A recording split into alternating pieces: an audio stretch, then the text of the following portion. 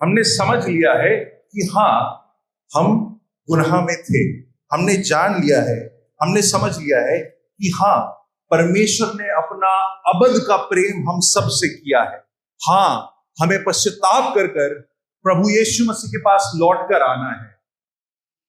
तो अब हम ये भी जान लें कि जब हम परमेश्वर के पास लौट कर आए हैं, जब हम परमेश्वर के पास लौट कर आते हैं, तो हमारी कुछ जिम्मेदारियां क्या है? क्या है? जिम्मेदारियां। इंग्लिश बोलते हैं रिस्पॉन्सिबिलिटीज है। मेरे हिसाब से हम सब उड़ाऊ पुत्र की कहानी जानते हो। परमेश्वर की कमाल का और असीम प्रेम इस बात में है कि जब उड़ाऊ पुत्र कहां था, जब उड़ाऊ पुत्र अपना सब कुछ उड़ा चुका था और सुअरों के साथ सुअरों को चरा रहा था, और जो सुअरों का रह जा रहा था वो खा रहा था। आप समझ सकते हैं, ये एक यहूदी समाज में कहानी सुनाई जा रही है, और यहूदी समाज में जो सबसे तुच्छ जानवर माना जाता है ना, वो कौन सा होता है? सुअर। और यीशु मसीह यहूदी समाज में इस कहानी को सुना रहे हैं और इस प्रकार से कह रहे हैं कि अब वो अमीर बाप का बेटा, वो अमीर बाप की बड़ी औलाद, जिसको इतना घमंड था कि मैं तो सब कुछ लेकर अपना ऐश करूंगा, और उसने बेविचार में सब कुछ उड़ा दिया, जब वो सुअरों के साथ चल रहा है। बताने का मतलब था कि जब वो अपने जीवन के सबसे निज स्तर पर है, तब वो इस बात का एहसास करता है कि मैं अपने पिता के पास जाऊंगा और मैं अब इस लायक नहीं हूं, मैं अब इस लायक नहीं हूं कि मैं दोबारा उनका बेटा बनूं। मैं तो उनके यहां जाऊंगा और एक दास की तरह काम करने लगूंगा, क्योंकि मेरे घर में तो दास भी भोजन से अधिक खा लेते हैं। और ये उस परमेश्वर का असीम प्रेम है, ये उस परमेश्वर का असीम प्रेम है, ये पिता का प्रेम है कि जब वो द्वार पे भी नहीं पहुंचा था, दूर से देखकर वो पिता ये नहीं कहता कि इसने मेरी जायदाद लुटा दी, वो पिता ये नहीं कहता कि इसने सब कुछ दुष्ट कर दिया, इसने सब कुछ फेंक दिया है, अरे इसे हटाओ, और अगर आया है तो ठीक है, इसे दासों के साथ रखो, वही उसकी जगह है। नहीं, उस परमेश्वर का असीम प्रेम ये है, उस प्रभु का असीम प्रेम ये है खुदा के लोगों, कि वो पिता स्वयं उसकी सिर्फ इस बात पे कि मेरा बेटा लौट कर आ रहा है, वो जाता है। बाइबल बताती है उसे चूमता है। चूमने से ज्यादा करीब आप कितना ही जा सकते हो किसी, उसे चूमता है। उसकी उस सुअर चराने वाले को, अभी वो उसका बेटा तो है नहीं, उस सुअर चराने वाले को वो उसे चूमता है और अपने दासों से कहता है, अच्छे भले वस्त्र ले आओ, इसको तैयार करो, क्योंकि आज हमारे घर में जश्न हो। Hallelujah, hallelujah. उस खुदावन का असीम प्रेम ये है खुदा के लोगों, उस खुदावन का असीम प्रेम ये है कि जब हम उस पर लौट के आते हैं, जब हम उसके पास बढ़ते जाते हैं, वो भी हमारे पास आता है, क्योंकि वो तो चाहता ही है कि हम उसके बेटे और बेटियां कहला सकें। खुदा के लोगों, इस बात को जाने, दुनिया में ये कंफ्यूजन है। हर एक जन कहता है, हर एक जन, दुनिया का हर एक आदमी अपने आप को परमेश्वर का ये कह सकता है कि अरे हम तो भगवान के बेटे और बेटियां हैं। नहीं, हम सब परमेश्वर की रचना है, हम सब परमेश्वर के द्वारा रचाए गए हैं, पर हमें उसका बेटा और बेटियां कहलाने का अधिकार तब ही मिलता है जब हम मसीह में उसके पास जाते हैं। Hallelujah, hallelujah. और खुदा के लोगों, आइए मेरे साथ एक आयत को निकालिए और हम कुछ खास बातों को आज देखेंगे। और कुछ इन खास बातों का इंटेंशन ये है, इस खास बातों का इंटेंशन ये है कि जब हमने इस चीज को जाना है, हमने पहचाना है अपने पाप को, हमने जाना है अपने पश्चाताप को, हमने जाना है कि कैसे हम पवित्रताई में बढ़ सकते हैं, तो अब ये जरूरी है कि जिस बात के लिए हम आए हैं, जिसको हम रेस्टोरेशन कहते हैं, वो रेस्टोरेशन ये कि जब हम अपने बाप के पास वापस आ चुके हैं, जब हम अपने पाप के पास रहते हैं, अब हम वापस उसी के घर में, सारे पाप करने के बाद हम वापस अपने बाप के घर के उसके साथ रहना चाहते हैं, वो हमें अच्छे वस्त्र पहनाता है, तो अब हम उस वस्त्र के योग्य कार्य भी करें, उस बेटे के होने योग्य कार्य भी करें,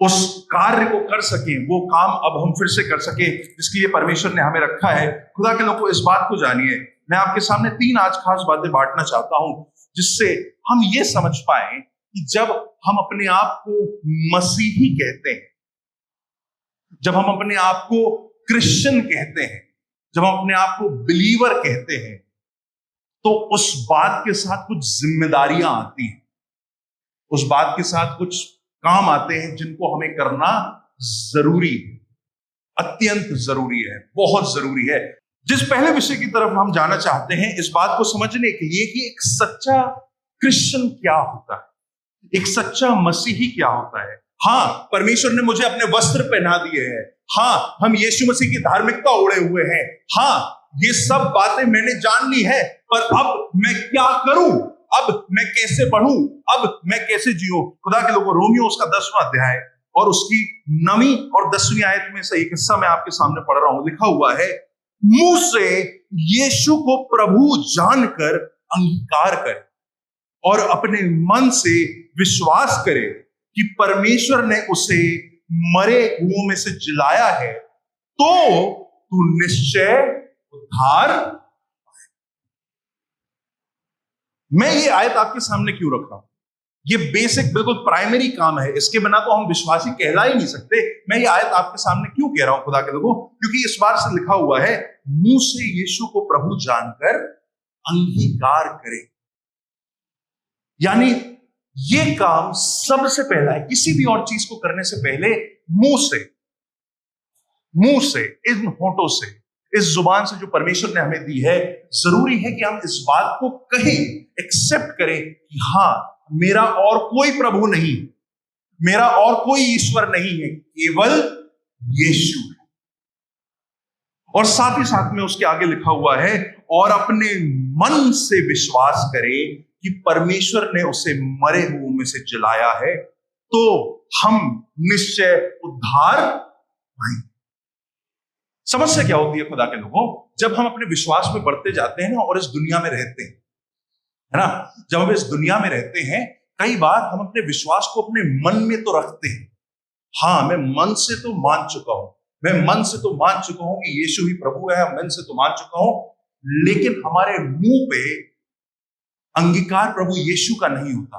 हमारे मुंह में शब्द कुछ और ही चल रहे हो, हमारी जुबान से ये नहीं समझ में आता है कि हम प्रभु यीशु मसीह का अंगीकार कर रहे हैं, ये यीशु मसीह को जानने वाले लोग हैं। हमारी जुबान से एक अलग ही कहानी चल रही होती है, जो यीशु की गवाही तो नहीं देती। पर नहीं, प्रभु यीशु मसीह मन से मैं मानता हूं। आज के जमाने में कई ऐसे लोग, कितने लोग हैं, अगर मैं आपसे पूछूं, अगर आप बताना चाहें, कितने लोग हैं ऐसे जिन्होंने बपतिस्मा लिया है? बपतिस्मा लिए हुए कितने लोग बैठे हैं यहाँ पे?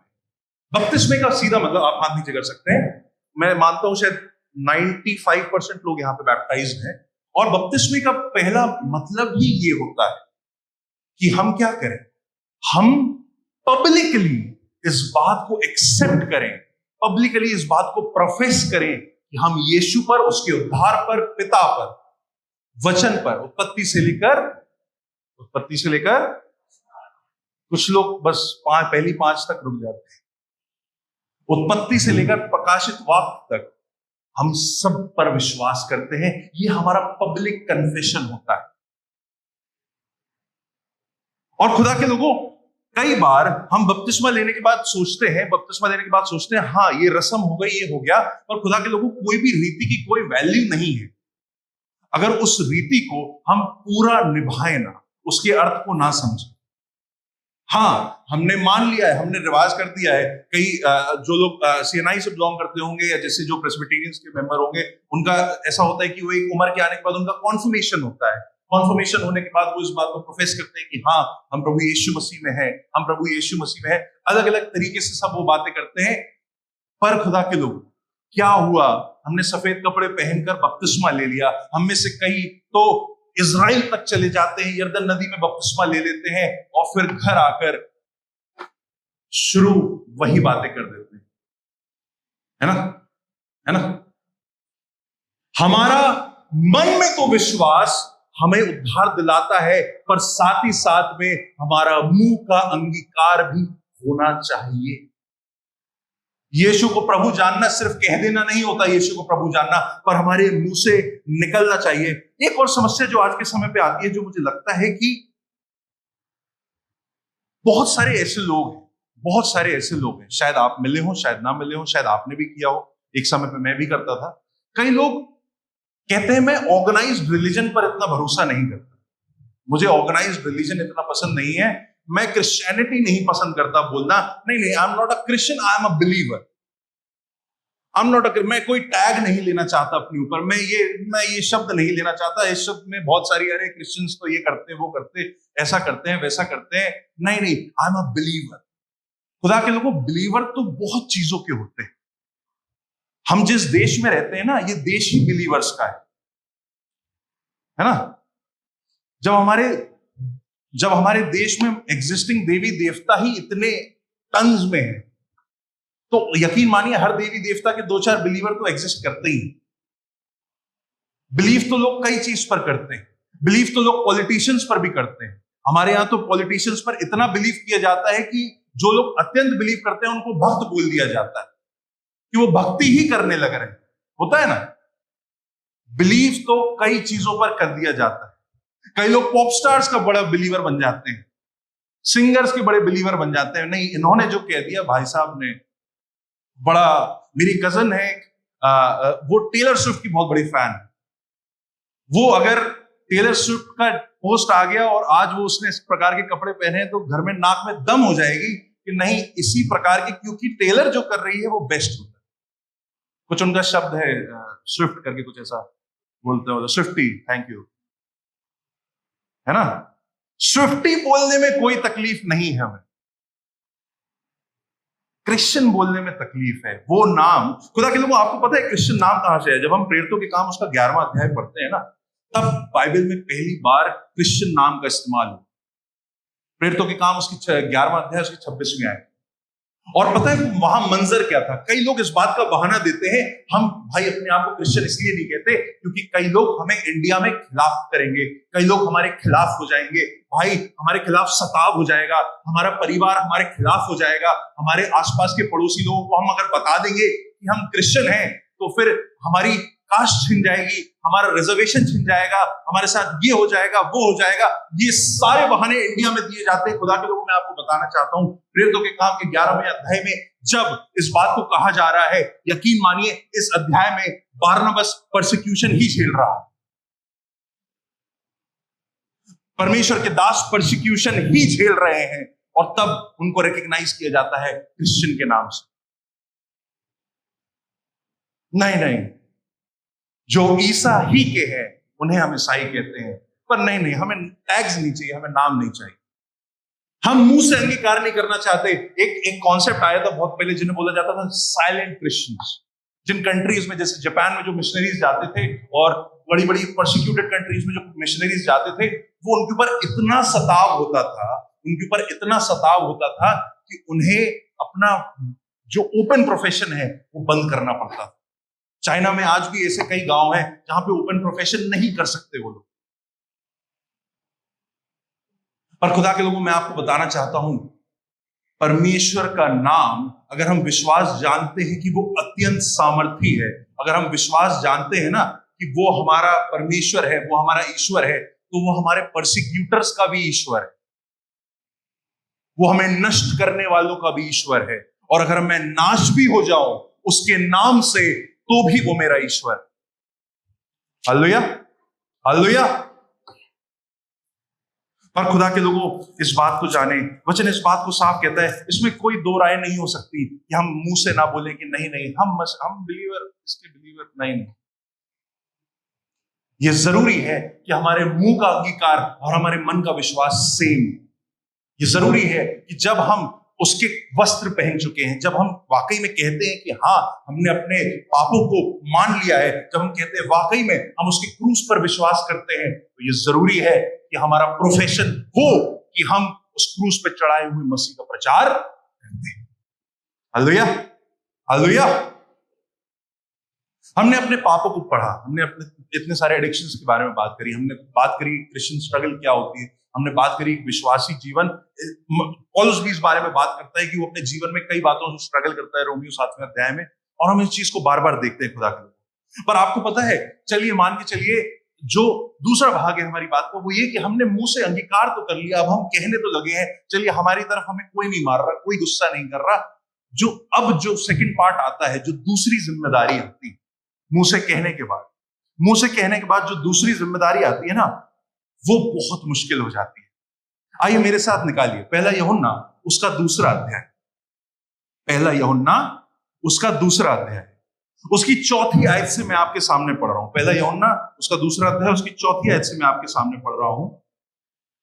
जो कोई ये कहता है मैं उसे जान गया हूं और उसकी आज्ञा को नहीं मानता, वह झूठा है और उसमें सत्य नहीं। भैया मैं कन्फेशन कर चुका हूं, मैं बोल चुका हूं, मैं प्रोफेस कर चुका हूं, मैं सबके सामने बोल चुका हूं। समस्या क्या है? बाइबल हमारे स्टैंडर्ड्स को केवल बढ़ाती जाती है। बाइबल का स्टैंडर्ड ये नहीं है कि हाँ मैंने बोल दिया, मैंने बता दिया कि brother I am a Christian since birth. मैं जब स्कूल में था, मेरे कई हिंदू दोस्त हुआ करते थे और वो इस प्रकार से पूछते थे, भाई तेरा नाम गैब्रियल मसीह है, ये मसीह वो ईसा मसीह वाला, तो उन्हीं के परिवार का है? हाँ, मैं उन्हीं के परिवार का हूं। मैं डायरेक्ट डिसेंडेंट हूं परमेश्वर का, मैं डायरेक्ट डिसेंडेंट हूं। क्यों? क्योंकि मैं विश्वास करता हूं। और कमाल की बात यह है, उस वक्त मुझे वचन का कुछ नहीं आता था, इसलिए क्योंकि मेरे लिए यीशु मसीह सिर्फ इतने थे कि मैं चर्च जाता हूं तो यीशु मसीह मेरे लिए यीशु मसीह इतने थे, Jesus bless this food, thank you, आमीन। Very simple, very cute. Parents भी खुश हो जाते, बच्चा दुआ करने लगा है, वाह बहुत अच्छी दुआ करता है। दिक्कत ये हुई 15 साल तक बच्चा यही दुआ कर रहा है, आगे ही नहीं बढ़ पाया इसके। ब्लेस दिस फूड, आगे बढ़े। ब्लेस दिस गाड़ी, आगे बढ़े। I have not studied, bless my exams, आगे बढ़े। यही चल रहा है बस। यूज्ड टू हो गए। यीशु मसीह हमारे लिए एक जीनी बन चुका है, हम उससे जो भी मांगेंगे हमें मिल जाएगा, बस उतना काफी है।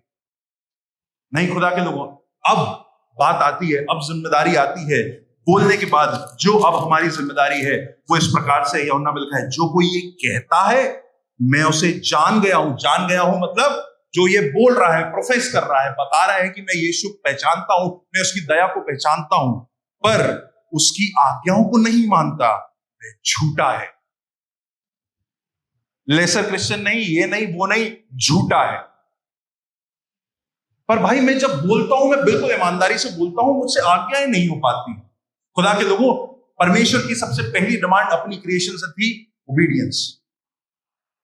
परमेश्वर ने जब मनुष्य को बनाया, जो सबसे पहली रिक्वायरमेंट परमेश्वर की मनुष्यों से थी वो थी ओबीडियंस। पहला कार्य क्या? ये सब देख, वो ना खाना। Obedience, the only requirement God asked for. And what did the humans do? The first thing they did was they disobeyed. और खुदा के लोगों, यकीन मानिए, हम बात कर चुके हैं इस बारे में, हम बात कर चुके हैं, समझ चुके हैं इस बारे में।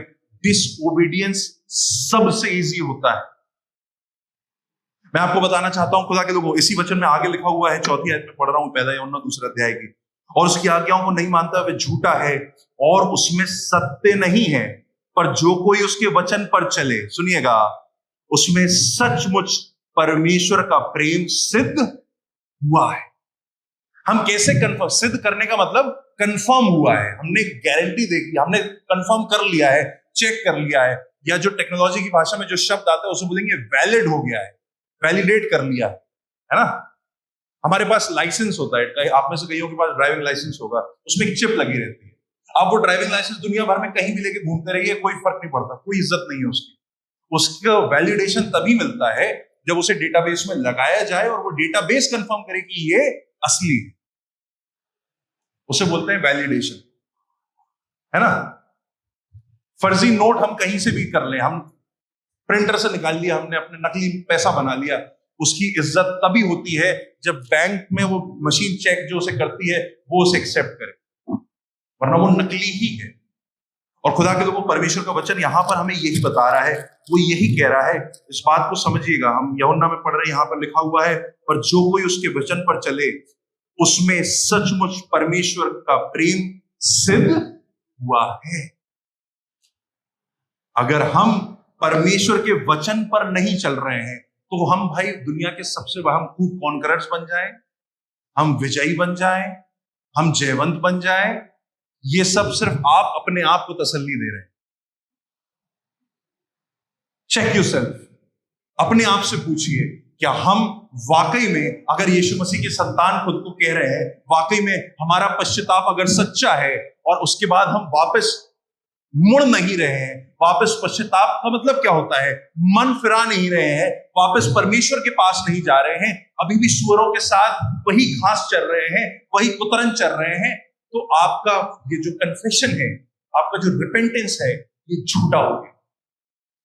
सिर्फ एक वैलिडेशन है कि हाँ, क्या लोग आपसे कह रहे हैं, क्या लोग आपसे कह रहे हैं, क्या हाँ इस बात को आपको दिख रहा है, क्या लोग आपसे कह रहे हैं कि भाई now I see some changes in you, बहन now I see some changes in you, तुम बहुत, मैंने अलग नेचर आपका देखा है, but I don't know there is some change. वो नहीं पहचानते यीशु मसीह का क्या चेंज आएगा। There should be an evident change in your life. खुदा के लोगों, मैं आपको बताना चाहता हूं, if all the pastors here, I'm really sorry, please गलत मत समझिएगा। It's very easy to get on the stage and smile and say कि we love you all. It's very easy. बहुत आसान होता है। हम लोग सबके पास आते हैं, सब लोग यहाँ पे आते हैं, सब मिलते हैं, हाँ अरे चर्च में एकदम बिल्कुल भाई, बिल्कुल सगा भाई है मेरा। अरे वही सगा भाई रात में अगर आपसे खाना मांगने आ जाए, वही सगा भाई, हम एक बार खिलाएंगे, 2 बार खिलाएंगे, तो कहेंगे भाई अब देख लो तुम, थोड़ा ज्यादा हो गया है। वही सगा भाई अगर हमें नुकसान देने पर आ जाए ना, तो हमारा वो सब रह जाता है। खुदा के लोग, मैं आपको बताना चाहता हूं, इस बात को समझें, यदि हम वचन पर नहीं चलते, हमारा परमेश्वर का प्रेम सिद्ध नहीं होता। 6 आयत में लिखा हुआ, जो कोई ये कहता है कि मैं उसमें बना रहता हूं, उसे चाहिए कि आप ही वैसा ही चले जैसा वो, अर्थात यीशु चलता है, अर्थात यीशु चलता है। खुदा के लोगों, देयर इज नो पास्टर जो हमारा स्टैंडर्ड। मैं बहुत लोगों को देख रहा हूं आजकल, पास्टर्स को एकदम फादर और ये और वो सब बना लिया है, और पता नहीं एकदम यही है अब तो, जो है ये जो भी करेंगे मैं करूंगा। खुदा के लोगों, आपने उन्हें सिर्फ 2 घंटे 3 घंटे के सरमन में सुना है। Every man, the greatest of all man, every man will fail. They will fail. Everyone will fail. One of the greatest of apostles, Paul, इस बात को कहता है, Christ died for sinners.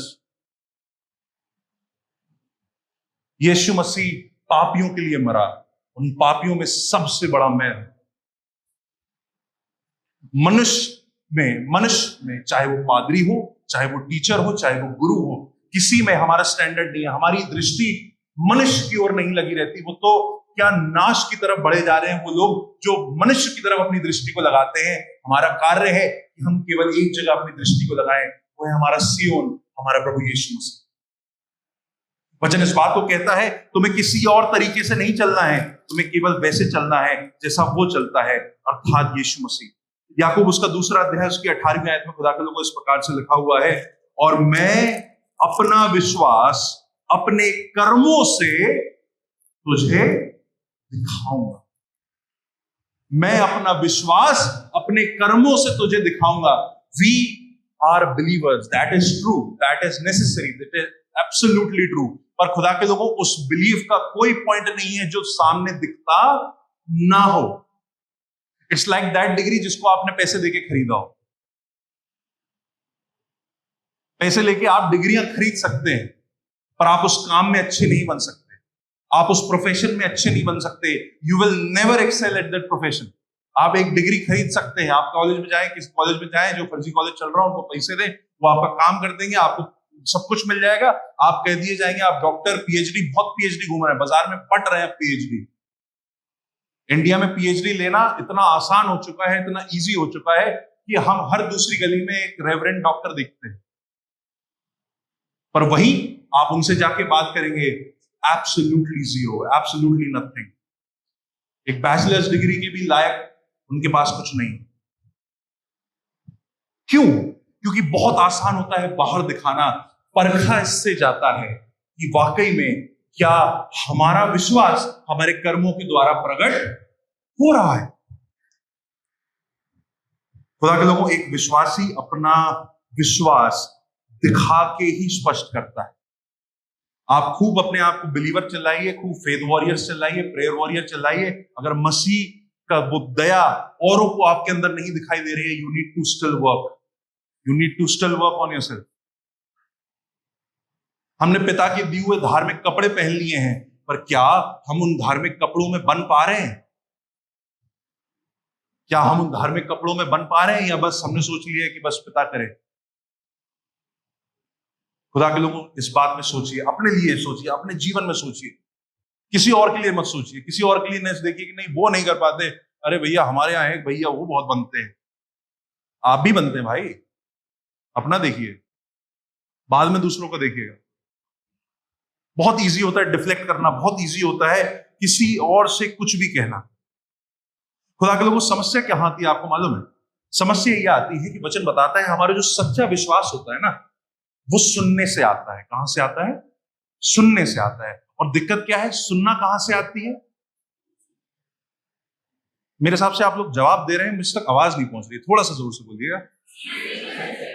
हाँ, वो माइक बीच में था, सो सॉरी, वो माइक की वजह से आवाज नहीं पहुंच रही। मसीह के वचन से। आमीन, आमीन। सबको पता है, अमेजिंग, सबको पता है कि हमारा सच्चा विश्वास मसीह के वचन से आता है, पर तब भी हम सबसे कम मसीह का वचन ही क्यों पढ़ते हैं? खुदा के, है ना? जब हमें पता है there is only one source for our true faith, हम उसी सोर्स से इतना दूर क्यों रहते हैं? और जब हम पढ़ते भी हैं, मैं यूथ से बात कर रहा हूं स्पेशली टाइम पे, क्योंकि बड़ों से तो बड़े ही बात करेंगे, पर मैं यूथ से आपसे स्पेशली बात कर रहा हूं। आप मुझे बताइए एक चीज, कि अगर हम जानते हैं कि परमेश्वर के वचन से ही पढ़कर हमारा विश्वास आता है, परमेश्वर के वचन को ही पढ़कर हमारा विश्वास आता है, तो हम सिर्फ कुछ कुछ आयतें पढ़ के बातें खत्म क्यों कर देते हैं? अभी हमने इतने सारे बैप्टाइज्ड लोगों का हाथ उठवाया, 95% बैप्टाइज्ड थे। अब मैं आपसे पूछना चाहता हूं, हम में से कितने लोग ऐसे हैं जिन्होंने बाइबल पूरी पढ़ी है एटलीस्ट एक बार?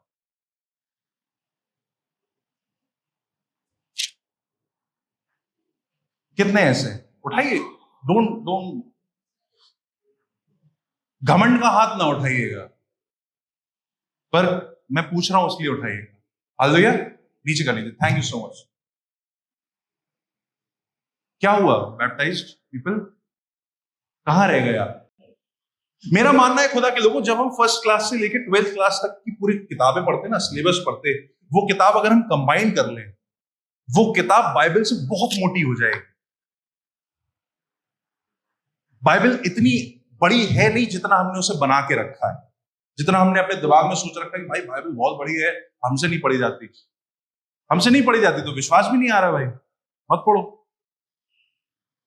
ऐसा क्यों कि हम आउटर कन्फेशन बहुत इजीली कर लेते हैं? पेरेंट्स ने धक्का मार दिया, धक्का दे दिया कि अरे बैप्टिज्म होगा, अब तुम्हारी एज हो गई, पास्टर ने हमसे कह दिया now you will get baptized, you are of age, तुम्हारी उम्र हो चुकी है, कब तक ऐसी बिना बैप्टिज्म की घूमो? पर जब बाइबल पढ़ने की बात आती है, जब वचन पढ़ने की बात आती है, तब हम थोड़े से रह जाते हैं। आपको अगर ऐसा लगे कि अरे हमें मौका नहीं मिलता, हमें मौका नहीं मिल रहा, हमें मौका नहीं मिल रहा, तो फिर हम अपने आप को बिलीवर कह रहे हैं? The one who is not getting their faith from the Bible, they are getting their faith from internet, they are getting their faith from some second hand Bible orator. मैंने कई वर्शिप लीडर्स को देखा, यहाँ पे बहुत worship leaders बैठे हुए, मैं भी उनमें से एक हूं। मैं खुद इस चीज का शिकार हूं। मैं क्या करता हूं, एक वर्शिप लीडर एक आयत बोल देता है, मुझे वो आयत बहुत अच्छी लगती है, मुझे वो आयत बहुत अच्छी लगती है। जब मैं अब एग्जॉर्टेशन करने अपने चर्च में खड़ा होता हूं, मैं उसी आयत को यूज कर लेता हूं। क्यों? क्योंकि I saw that words working very well. क्यों हम उस आयत को नहीं समझ रहे? क्यों हमारा एज अ वर्शिप लीडर आप किसकी आराधना कर रहे हो? मुझे बताइए, क्या यीशु मसीह को, जितने आराधक हैं, आप यीशु मसीह की आराधना करते हैं? आमीन, हाथ उठाइए। आमीन। जो किसी और देवता की आराधना करता है, अब वो हाथ उठाए। कोई नहीं, मुझे लगा वो हाथ उठाए। सब यीशु मसीह की करते हैं। पर मुझे बताइए, आपकी यीशु मसीह से पहचान कैसे हुई अगर आपने यीशु मसीह के वचन को पढ़ा ही नहीं है? क्योंकि यीशु मसीह को जानने का और कोई तरीका तो है नहीं, केवल वचन है। और अगर आपने यीशु मसीह के वचन को ही नहीं पढ़ा तो आप आराधना किसकी कर रहे हो? खुदा के लोगों, आपको पता है, आराधक होने के लिए सबसे जरूरी होता है, हम गाने खूब सीख लेते हैं, हमने सबके गाने सीख लिया, हमने सारे जितने लेटेस्ट गाने, हमने सब कुछ सीख लिया, सब कुछ कर लिया, लेकिन हम बाइबल नहीं सीख पाए। हमारे पास वही 4 एग्जॉर्टेशंस हैं, हमारे पास वही 4 आयतें हैं, हमारे पास वही 4 बातें हैं। मेरा भाई मुझसे एक बार कह रहा था, जोश बहुत है, बस बातें वही 4 है। वही 4 आयतों को हम 4 कन्वेंशंस में घिस रहे हैं, वही 4 आयतों को हम यूथ कैंप में घिस रहे हैं। क्यों? क्योंकि हम आगे नहीं पढ़ रहे। क्यों? क्योंकि हम आगे नहीं बढ़ना चाह रहे। क्यों? क्योंकि हम खुद नहीं पढ़ना चाह रहे। आप सेकेंड हैंड वर्सेस पे, सेकेंड हैंड बाइबल रीडिंग पे कब तक टिके रहेंगे? मुझे बताइए। पादरी जब वचन पढ़ा देगा, अब पादरी की समस्या क्या है? पादरी बेचारा पूरी वर्ष थोड़ी पढ़वा देगा। एक पासवान कितना पढ़वाएगा अपने चर्च में? एक पर्सनल रीडिंग, पर्सनल डिवोशन, कुछ तो समय होता है ना, कितना पढ़वाएगा? और खुदा के लोग, उससे पता गलती क्या होती है? हम उन्हीं चीजों को दोहराते रहते हैं, हमें ना आगे का पता होता है ना पीछे का पता होता है। अगर मेरी वाइफ है, अगर मैं अपनी वाइफ को कुछ देना चाहता हूं, मैं उसको कुछ अच्छा देना चाहता हूं, मैं चाहता हूं कि वो खुश हो, वो प्रसन्न हो जाए, वो, मैं उसके दिल को लुभाना चाहता हूं, मैं चाहता हूं कि वो खुश हो जाए, या जो अपने पेरेंट्स को कुछ देना चाहते हैं, अपने पिता को कुछ देना चाहते हैं, अपनी मम्मी को कुछ देना चाहते हैं, अगर आप अपनी मम्मी से कभी बात ही नहीं करें, आपको पता ही नहीं आपकी मम्मी को किस चीज की जरूरत है, और आपने रैंडमली कुछ उठा के दे दिया क्योंकि ये कूल है, कूल बहुत है तो हमने दे दिया। मम्मी को कोई 2 पैसे का नहीं कि क्या कूल है, क्या उससे मतलब, बस हमें कूल लग रहा था तो हमने दे दिया। मम्मी को 2 पैसे का नहीं समझ में आया उसकी क्या वैल्यू है। ठीक है, बेटा ने दिया, बच्चे ने दिया तो हमने रख लिया। खुदा के लोगों, जब हम वचन में बढ़ते जाते हैं, जब हम वचन में बढ़ते जाते हैं, जब हम वचन में बढ़ते जाते हैं, तो हम इस बात को समझते हैं। सारे वर्शिपर्स मेरी बात गौर से सुनिए, जब हम वचन में बढ़ते जाते हैं तब हम परमेश्वर को पहचानते हैं। जब हम परमेश्वर को पहचानते हैं तब हम समझते हैं कि उसको किस प्रकार की आराधना चाहिए। गैर विश्वास, सेकेंड हैंड विश्वास, सेकेंड हैंड बाइबल वर्सेस का विश्वास हम कब तक करेंगे? कब तक करेंगे? कपड़े हमने यीशु मसीह के पहने हुए हैं, लेकिन बातें हमें बस वही आती हैं। नहीं भाई, मुझसे एक भाई आके, हमारे चर्च के एक भाई थे, वो भाई है मतलब, वो हमसे आके कहते थे, भाई यार ये वाला गाना मत कराइए, अगर इसमें मजा नहीं आता है ना। वर्शिप लीडर्स कोई कहता है आपसे कभी आके होते हैं ना चर्च में, 1-2 लोग होते हैं, इस वाले गाने में मजा नहीं आ रहा है, मजा नहीं आ रहा है। मैं क्या भाई, तेरे को मजा कौन दिला रहा है? तेरे मजे के लिए कौन कर रहा है? तुझे मजा करना है, मैं तुझे 2-3 क्लब्स के नंबर देता हूं, तू वहां जा। मैं तुझे एक अच्छी बोटिंग क्लब का नंबर देता हूं, बोट चला भाई दिन भर बैठ के वहां पे, तू मजे कर। मनाली घूमने चला जा, मजे कर भाई। हम आराधना मजे के लिए नहीं करते, आराधना मजे के लिए नहीं करते। पता है ये सब क्यों हो रहा है? क्योंकि हम सेल्फ सेंटर्ड हैं, बहुत ज्यादा, बहुत ओवर सेल्फ सेंटर्ड है, और इसलिए हम आयतें भी उतनी ही उठाते हैं जो हमारे काम की होती है। मुझे बड़ा दुख लगता है, कई प्रचारक इस प्रकार से प्रचार करते हैं, शायद आपने सुना हो, शायद ना सुना हो, पर मैं आपको दिखा सकता हूं, एविडेंस दे सकता हूं। कई प्रचारक पता वचन के अभाव में इस प्रकार से प्रचार करते हैं, वो कहते हैं वो अब्राहम की आशीषों को उठाते हैं, उत्पत्ति से अब्राहम की आशीषों को उठाते हैं और कहते हैं जिस प्रकार से परमेश्वर ने अब्राहम को आशीष दी, वो तेरे परिवार को आशीष देगा। जिस प्रकार से परमेश्वर ने अब्राहम को आशीष दी, जिस प्रकार से परमेश्वर ने इस बात को कहा, मैं तेरे ऊपर घोषणा करता हूं इस बात की कि परमेश्वर तेरे ऊपर भी वही आशीष देगा। खुदा के लोगों, अब्राहम को आशीष मिली थी कि उसके वंश से सारी दुनिया का उद्धार होगा। अगर वो आशीष आपके लिए भी होती तो हम सबके परिवार से यीशु मसीह पैदा हो रहे होते हैं, हम सबकी कौम से यीशु मसीह पैदा होने होते हैं। क्यों ऐसा हम गलती करते हैं? क्योंकि हम वचन को हम समझ तो लेते हैं कि हाँ वचन पढ़ लिया हमने, पर हम कभी इस चीज पर गौर नहीं करते कि हाँ हम उसके कॉन्टेक्स्ट को तो समझ लें। कॉन्टेक्स्ट क्या होता है? सिर्फ 3 बातें जाननी होती। मुश्किल नहीं होता किसी चीज का कॉन्टेक्स्ट समझना, मुश्किल नहीं होता बाइबल का कॉन्टेक्स्ट समझना। 3 सवाल पूछिए, किसने कहा, किससे कहा, क्यों कहा। मुश्किल है क्या? किसने कहा, किससे कहा, क्यों कहा। 3 सवाल पूछिए कोई भी आयत को किसी के ऊपर बोलने से पहले।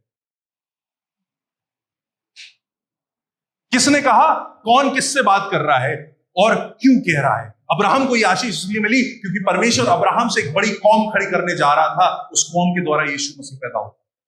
हालेलुया। वो आशीष हमारी नहीं। मेरा भाई यहां बैठा हुआ है, जॉय यहां बैठा हुआ है, मैं जॉय से बोलूं, ब्रो मैं आपको 10,000 रुपए देना चाहता हूं, मैं आपको 10,000 रुपए देना चाहता हूं। अब आप लोग अपने अपने घर जाएं और बोले कि वो जो भैया आए थे उन्होंने अनाउंस किया है कि हम सबको 10,000 रुपए मिलेंगे। क्या ये फेयर है? क्या ये ठीक है? नहीं। मेरी उससे कन्वर्सेशन है, आपने सिर्फ उसे सुना। आप ये बोल सकते हैं कि मैंने उनसे ये कहा। आप ये नहीं कह सकते कि हम सबसे पब्लिकली बोल दिया। जस्ट बिकॉज मैं स्टेज से बोल रहा हूं, मैं सबके लिए नहीं बोल रहा। आपको सुनाई दे गया, इसका मतलब ये नहीं है कि आपके लिए। बाइबल में खुदा के लोगों को 2 प्रकार की बातें होती है, एक बताने वाली और एक सिखाने वाली। जब हमें बताया जा रहा है कि अब्राहम के ऊपर ये आशीष हुई तो इसलिए क्योंकि बताया गया है। जब हमें सिखाया जा रहा है कि 10 आज्ञाएं मानो, क्योंकि इसलिए क्योंकि आपको सीखनी है। There is a difference. और खुदा के लोगों, हम तो वही 4 आयतें पढ़ेंगे। 2 हमारी कार पे लिखी रहती हैं, 2 हमारे घर पे टंगी हुई है, 2 हमारी खाने की टेबल के पास टंगी हुई है। और ये आयतों में हम बस वही आयतें हम रिपीट करते रहते हैं, वही आयतें हम रिपीट करते रहते हैं। हम आराधना करते हैं, हम आराधना करते हैं, हम आराधना करते हैं। घिस दिया है हमने दाऊद को कि दाऊद की तरह आराधना करिए, दाऊद की तरह आराधना करिए, दाऊद की तरह आराधना करिए। मुझे नहीं देखे आप में से किसी को नाचते हुए। सॉरी, आपने नहीं करी दाऊद की तरह आराधना, मैंने भी नहीं करी, कोई नहीं कर रहा। क्यों धोखा दे रहे हैं अपने आप को? दाऊद की तरह आराधना करिए। क्यों करूं मैं दाऊद की तरह आराधना? नहीं करनी मुझे। मैं उसी की तरह करूंगा क्योंकि परमेश्वर ने मुझे मेरी तरह बनाया। वो राजा था, उसको जो सही लग रहा था वो कर रहा था, मैं अपने तरीके से करूंगा। पर दिक्कत यह है, हमें सही तरीका नहीं पता, तो बस हम दाऊद को ही कॉपी करे जा रहे हैं। हमें सही तरीका क्यों नहीं पता? क्योंकि हम यीशु मसीह से मिले नहीं, यीशु मसीह से बात नहीं करी है, यीशु मसीह को जाना नहीं है। जानेंगे कब? वचन पढ़ के। वचन हमने पढ़ा नहीं, क्योंकि संडे को हम सुन लेते हैं। अपोस्टल जी आते हैं, प्रॉफिट जी आते हैं, वो 4 आयतें सुना लेते हैं जब सरमन चल रहा होता है। ये एक बड़ी दिक्कत है आज के जमाने में। पादरी, हमारे चर्च के पादरी की कोई वैल्यू नहीं, जो सामने खड़े होकर वचन प्रचार कर रहा है। लोग हेडफोन लगा के अपना, ये हमारे फेवरेट वाले हैं, मैं इन्हीं का वचन सुनता हूं। चर्च तो मैं बस ऑफरिंग डालने जाता हूं। मेहनत इनसे करवा रहे हो, ऑफरिंग वहां डाल रहे हो, उनकी मेहनत सुन रहे हो, ऑफरिंग यहां डाल रहे हो। पादरियों में लड़ाई हो रही है।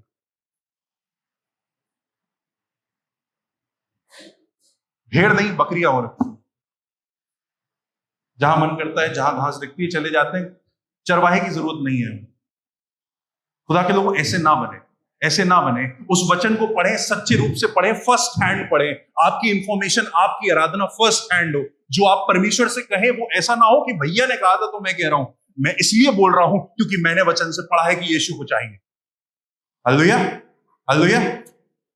रुकना नहीं है, रुकना इस पे नहीं है कि हमने 4 आयतें आज पढ़ ली, हमने संडे को जो पादरी साहब ने जितनी आयतें खुलवाई थी। खुदा के लोग, वर्ष चर्च में सरमन के टाइम सारी आयतें नहीं पढ़वाई जा सकती। हर तबके के लोग होते हैं, कोई कम समझते हैं, कोई ज्यादा समझते हैं। एक पास्टर को जब वचन देना होता है वो सबसे नीच स्तरीय पर देना होता है, ताकि जो सबसे कमजोर हो वो भी समझ सके। पर इसका मतलब ये नहीं कि आपके पास अधिकार नहीं है। हजारों लोग मारे गए हैं इसलिए कि आपको यह अधिकार मिले कि ये वचन आप स्वयं पढ़ सको। हजारों लोग को जला दिया गया है इसलिए कि आज आपके पास खुद का ट्रांसलेशन हो, खुद की बाइबल हो, खुद बैठ के पढ़िए।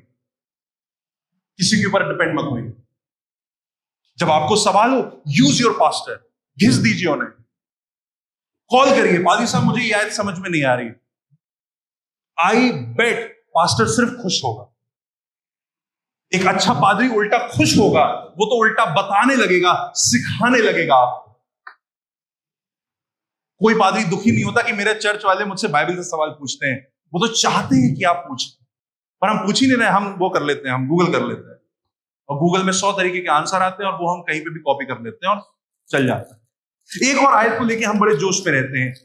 फिलिपियों उसका चौथा अध्याय इस प्रकार से है, हम पढ़ते हैं, हम उसे देखते हैं और कहते हैं, जो मुझे सामर्थ देता है उसमें मैं सब कुछ कर सकता हूं। मैंने यूट्यूबर्स को देखा है इस आयत को अपने चैनल पर बोलते हुए, उनको कोई परवाह नहीं है कि ये कहां से आया, किसने कहा, बस मैं बोल देता हूं। टैटू करवा लेते हैं लोग।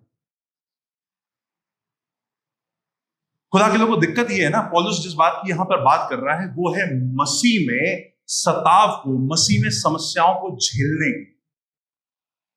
पौलुस हमसे कह रहा है, वो कह रहा है, जब पौलुस सताव में, दुख में है, तकलीफ में, वो इस बात को कह रहा है कि जब मैं मसीह में हूं, मैं उसमें रहते हुए मसीह में सब चीज झेल लूंगा, मैं सब चीज सह लूंगा, परमेश्वर मुझे उस चीज की सामर्थ देगा।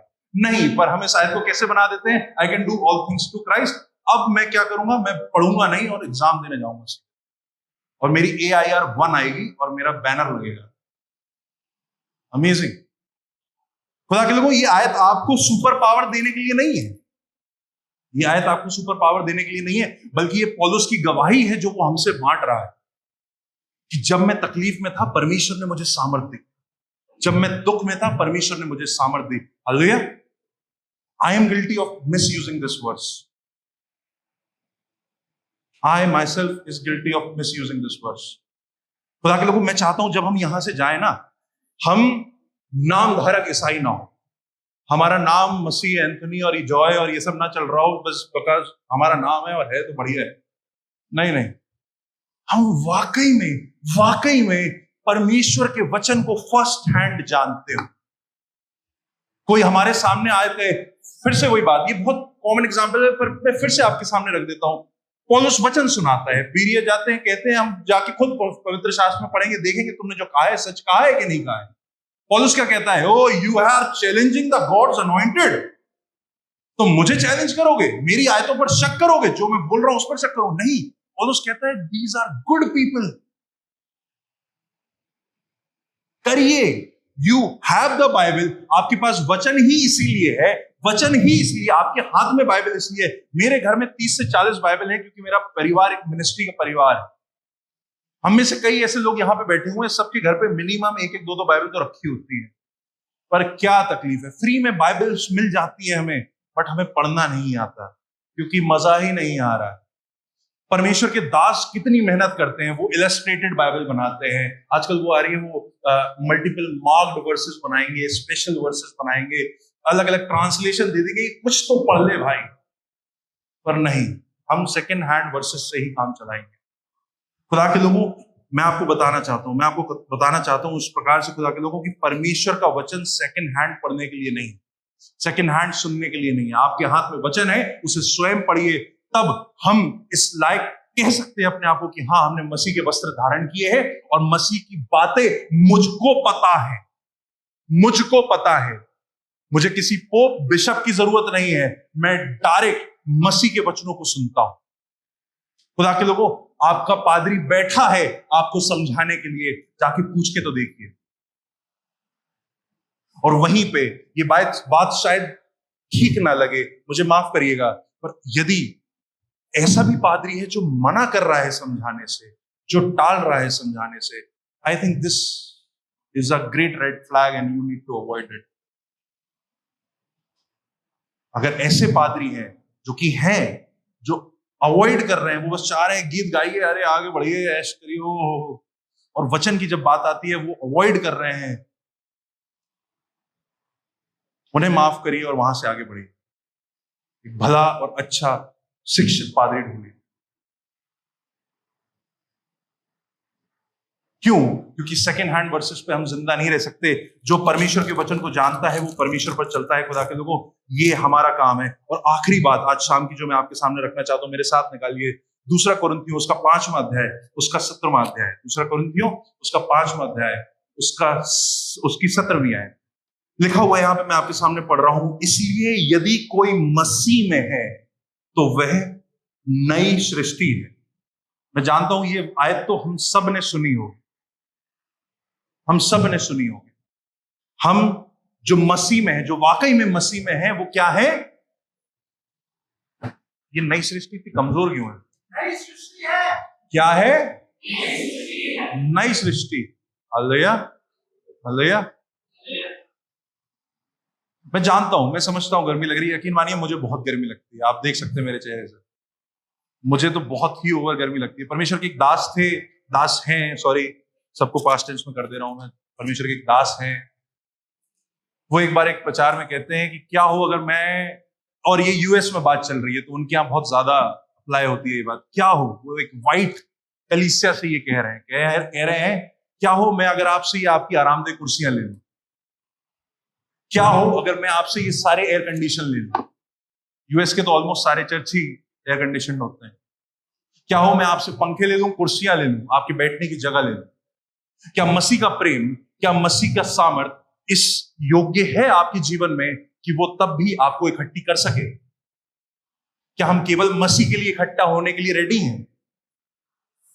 मैंने देखा है खुदा के लोगों, मैं देख रहा हूं इंडिया में ये बात बीमारी की तरह फैल रही है। जिस चर्च में मल्टीपल वैरायटीज ऑफ लाइट हो, जिस चर्च में बैठने के लिए कम से कम 2000 सीटें हो, जिस चर्च में बैठने के लिए कम से कम वो हो, इंग्लिश में बातें होती हो, सब भागे जाते हैं वहां, सब भागे जाते हैं वहां। उस पादरी की शक्ल देखने को नहीं मिलती है, लेकिन क्योंकि अच्छे लगते हैं तो सब भागे जाते हैं वहां।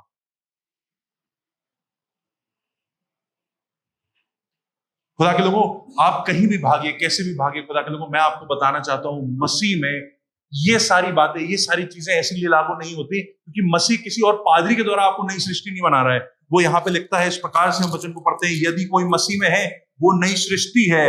आगे लिखा हुआ है, पुरानी बातें बीत गई, देखो सब बातें नई हो गई। Hallelujah, hallelujah. वो पाप, वो एडिक्शन, वो समस्याएं, वो दिक्कतें जो कभी आपने नादानियां में करी है, मसीह में वो सब बीत गई हैं, पुरानी हो गई। हालेलुया। और अब खुदा के लोगों, अब जिम्मेदारी की बात सुनिएगा, काम यहां खत्म नहीं होता है। आगे लिखा हुआ है, जो तीसरी बात मैं आपके सामने छोड़ना चाहता हूं वो ये है, ये सब बातें परमेश्वर की ओर से हैं, जिसने मसीह के द्वारा अपने साथ हमारा मेल मिलाप कर लिया है। परमेश्वर ने यीशु मसीह के द्वारा अपना मेल मिलाप हमसे कर लिया है। वो पिता, वो परमेश्वर जो सारी दुनिया के लिए सिर्फ एक क्रिएटर है। अब यीशु मसीह में जो लोग आ गए हैं, अब यीशु मसीह में जो लोग बस गए हैं, उसने उनके यीशु मसीह के द्वारा हमसे मेल मिलाप कर लिया है। अब उनके बेटे और बेटियां हो गए हैं। और आगे सुनिएगा, खुदा के वचन में लिखा हुआ है, और मेल मिलाप की सेवा हमें सौंप दी है। क्या किया है? हमें सौंप दी है। मेल मिलाप की सेवा हमें सौंप दी है। हम यीशु मसीह के द्वारा अगर मसीह से जाकर ये परमेश्वर से जाकर मिल गए हैं, मसीह से परमेश्वर से जाकर हम मिल गए हैं, तो अब ये जाने, जो हमारी अब सबसे बड़ी जिम्मेदारी है वो ये है कि परमेश्वर ने अब वो मेल मिलाप की सेवा हमें सौंप दी है। अर्थात परमेश्वर ने मसीह होकर अपने साथ संसार का मेल मिलाप कर लिया और उनके अपराधों का दोष उन पर नहीं लगाया। जो गुनाह आपने किए थे उनका दोष आप पर नहीं लगाया। मसीह में आपके गुनाह साफ हो गए। और आगे लिखा हुआ है, उसने मेल मिलाप का वचन किसको दे दिया? हमें सौंप दिया। उसने मेल मिलाप का वचन हमें सौंप दिया। इसलिए अब सुनिएगा खुदा के लोगों, हम मसीह के राजदूत हैं, मानो परमेश्वर हमारे द्वारा विनती कर रहा है। Praise Lord, praise Lord. खुदा के लोगों, इस बात को जाने। हाँ, सबसे पहली बात क्या थी? सबसे पहली बात हमने देखा कि हम खुद से तो पहले अंगीकार करना शुरू करें। दूसरी बात, हम खुद से परमेश्वर के वचन को फर्स्ट हैंड समझ सके, परमेश्वर की बातों पर विश्वास कर सके, खुद से वाकई में उन कामों को कर सके, डिसोबीडियंस में ना जाए। और तीसरी बात खुदा के लोगों, अब जब हम मसीह में हैं, हमारा मेल मिलाप परमेश्वर से हो चुका है, तो अब हम उस सेवा को अपने ऊपर ले लें। वो मेल मिलाप जो किसी और के द्वारा, परमेश्वर के महान कार्य के द्वारा हमारा परमेश्वर से हुआ है, अब ये जरूरी है खुदा के लोगों कि अब हम ये मेल मिलाप औरों का करवाएं। आमीन, आमीन। पर नहीं, यहां पे हमारा आमीन धीमा ही होता है, वो सबका होता है, आपका नहीं होता। यहां पे अलग ही हमारी एनर्जी खत्म हो जाती है। नहीं, मेरा पर्सनल रिलेशनशिप हो चुका है प्रभु यीशु मसीह से। अब ये सब क्या है कि हम दूसरों को जाके बताएं? दूसरों की जिम्मेदारी क्यों है? खुदा के लोगों, ये बात कुछ ऐसी है, पता कि बात कुछ ऐसी है, मान के चलिए एक बहुत बड़ी बीमारी फैल गई और बहुत समस्या आ चुकी है, और कहीं से मुझे किसी ने एक बड़ा उपचार लाके दे दिया है। मैं देख रहा हूं कि सब लोग मर रहे हैं उस बीमारी से, लेकिन मेरे पास एक इलाज आ गया है, मेरे पास एक इलाज आ गया है, मेरे पास उस बीमारी का एक समाधान आ गया है। और मैं क्या करता हूं? मैं उस इलाज को अपनी जेब में रख लेता हूं कि भाई मेरे पास आ गया, बस मेरे पास ही रहे। क्या ये ठीक है? क्या ये ठीक बात है? नहीं। उल्टा अगर ऐसा होगा कि मेरे पास कुछ ऐसा है जिससे समाज का भला हो सके, मैं तो उतावला होऊंगा, मैं फूल लगाऊंगा, जॉय मेरे पास इसका इलाज आया है, भाई तू जल्दी आ जा, मैं तुझे कुछ दिखाना चाहता हूं। भाई देख, जब हमारे घर में कुछ अच्छा आता है, जब हमारे नए घर का उद्घाटन होता है, तो हम सबको बुलाते हैं, आओ खाना खाओ, अरे देखो।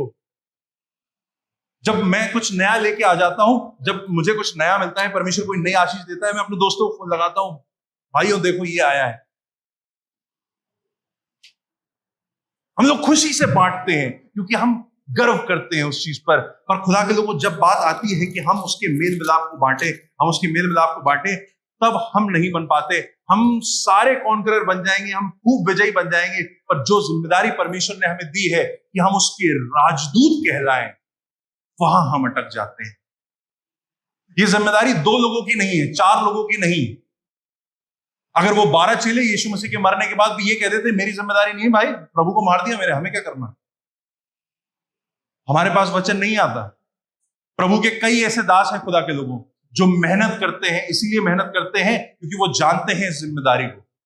खुदा के लोगों, मैं मेरा दोस्त जॉय, रोहन, कल आप अभिषेक से मिले थे, मेरा भाई यहां बैठा हुआ है, हम लोग, और ये किसी प्रकार का प्रचार नहीं, ये सिर्फ एक गवाही है जो मैं आपके सामने रख रहा हूं।